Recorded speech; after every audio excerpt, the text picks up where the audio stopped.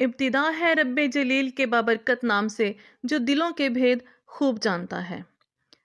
نحمدہ ونصلی علی رسولہ الکریم، اما بعد فاعوذ باللہ من الشیطان الرجیم، بسم اللہ الرحمن الرحیم۔ معزز سامعین، حاضرین، ناظرین، آج کی ویڈیو میں ہم ذکر کریں گے، بیان کریں گے قصہ حجاج بن یوسف کی موت کا۔ حجاج بن یوسف کی موت کیسے ہوئی اور کتنی دردناک موت تھی حجاج بن یوسف کی۔ تو آئیے آج کی ویڈیو کا آغاز کرتے ہیں۔ اس سے پہلے اگر آپ چینل پر نئے ہیں تو چینل کو سبسکرائب کر لیں، بیل آئیکن کو پریس کر لیں، آن کر لیں تاکہ ہر آنے والی ویڈیو کا نوٹیفیکیشن آپ کو مل جائے۔ ویڈیو کو لائک کریں، شیئر کریں اور چینل کو سبسکرائب کریں۔ تو ویڈیو کا ہم آغاز کرتے ہیں۔ حجاج بن یوسف کی موت کیسے ہوئی اور حجاج بن یوسف کون تھا اور اس کی زندگی کیسی گزری، اس کے بارے میں آج ہم بات کریں گے۔ حجاج کو عبد الملک نے مکہ، مدینہ، طائف اور یمن کا نائب مقرر کیا تھا اور اپنے بھائی بشر کی موت کے بعد اسے عراق بھیج دیا ہے، جہاں سے وہ کوفہ میں داخل ہوا۔ ان علاقوں میں 20 سال تک حجاج کا عمل دخل رہا۔ اس نے کوفے میں بیٹھ کر زبردست فتوحات حاصل کی۔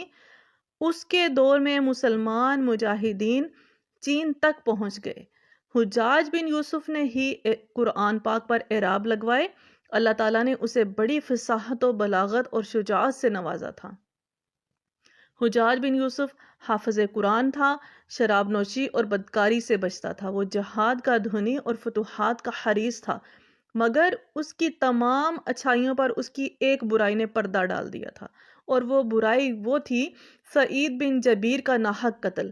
ایک طرف موسیٰ بن نصیر اور محمد بن قاسم کفار کی گردنیں اڑا رہے تھے، تو دوسری طرف حجاج خود اللہ کے بندوں، اولیاؤں اور علماء کے خون سے ہولی کھیل رہا تھا۔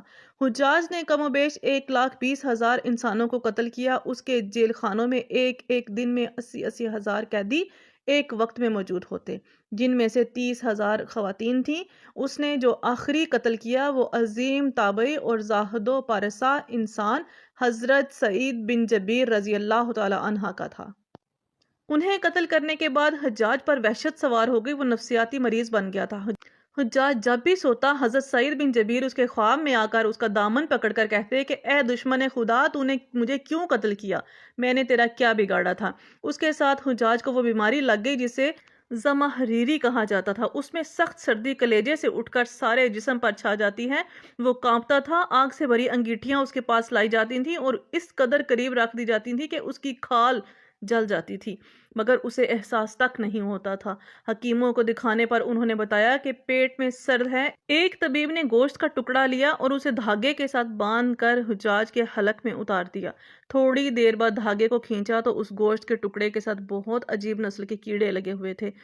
ان سے اتنی بدبو آ رہی تھی کہ جو پورے 1 مربع میل کے فاصلے پر پھیل گئی۔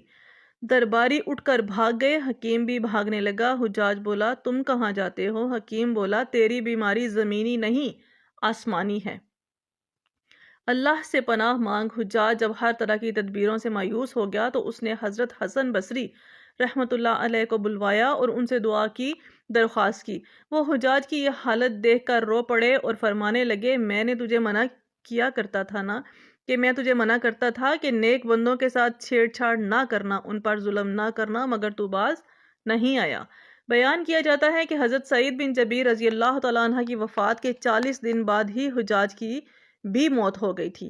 جب دیکھا کہ بچنے کا امکان نہیں تو قریبی عزیزوں کو بلایا جو بڑی کراہت کے ساتھ حجاج کے پاس آئے۔ وہ بولا، میں مر جاؤں تو جنازہ رات کو پڑھنا اور صبح ہو تو میری قبر کا نشان بھی مٹا دینا، کہ لوگ مجھے مرنے کے بعد قبر میں بھی نہیں چھوڑیں گے۔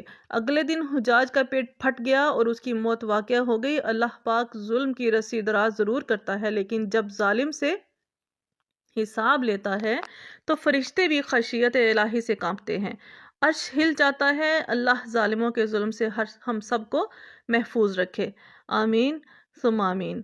معزز سامعین، یہ تھی ہماری آج کی ویڈیو۔